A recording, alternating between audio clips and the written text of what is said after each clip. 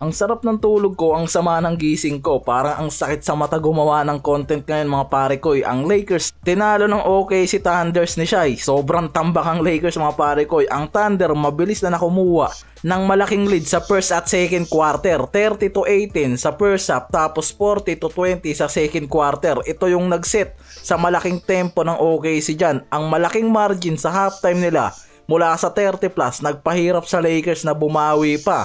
Ewan ko kung ano nangyari, kayo nang bahala. Ayoko magbasa ng comments ngayon mga pare ko, biro lang. Ang Lakers may shooting kasi na 40.3% sa lahat ng field goal attempts nila. Pero sobrang laki ng turnovers ng mga yan mula sa 20 turnovers kumpara sa 11 turnovers lang na nakakomit ng OKC. Sobrang naging agresibo nga dyan ang OKC Thunders mula sa umpisa pa lang. Kapag ang Lakers naunahan kasi agad ng turnovers at hindi nakapaggawa ng efficient na shooting, lumalaki agad yung kalamangan sa kanila. Ganyan din mismo yung nangyari kontra Atlanta.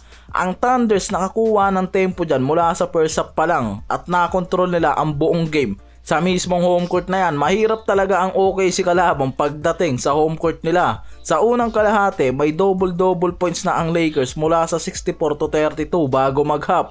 Kahit sa third quarter, nagbigay ng 30 points ang Thunder habang ang Lakers 26 points lang ang nagawa, hindi sapat para bumawi sa quarter na yan, kaya nanatiling malaki ang lead dyan ng OKC. Sa fourth quarter naman ang Thunders nagbawas ng malaking bahagi mula sa 21 points lang, pero sapat to para manatili yung kalamangan nila hanggang sa dulo. Ang Lakers kahit gumawa ng 28 points sa fourth quarter, hindi nakabawi yung mga yan sa distance. Sa analyst commentary, sinabi nilang Lakers blown out in every facet para sa laro na to. Hindi nagawa ng Lakers na madepensahan ang opensa nila pagdating sa mga tinding depensa na ginagawa dito ng OKC.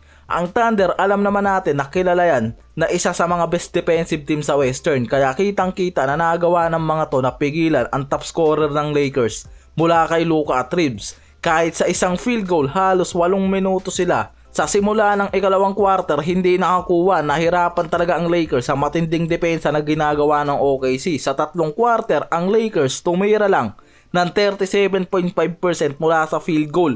Bago ang laro, sila ang may pinakamataas na shooting percentage, halos 51.2% per game. Kaya bumagsak talaga yung shooting percentage ng Lakers kontra dito sa OKC ngayon. At nakikitang nagawa talaga silang ma-shutdown dahil sa defensive style na meron ng OKC sa nangyaring laban na to. Ang Thunder ang mas maayos na nakikitang nagkaroon ng execution at 3 teams. Si Shai Gilgeous may 30 points, 10 out of 18 sa field at 9 assists. Ipinakita niya na kontrolado ng Thunders ang tempo sa buong games na yan. Ang Lakers naman kahit may pagkakataon hindi naging consistent ang flow nila, tulad dito kay Luka, may nagawa lang na 19 points, 7 of 20 shots, may 4 turnovers pa. Samantalang si Reeves nakagawa lang ng 13 points, 5 rebounds at 3 assists, 4 of 12 sa field goal attempts. Kaya nakikita na sobrang hindi naging maganda ang shooting performance nitong si Luka at Reeves sa laban na yan. At nagawa silang pigilan ng OKC gamit yung matinding depensa at pagiging aggressive at physical ng mga to sa game na yan.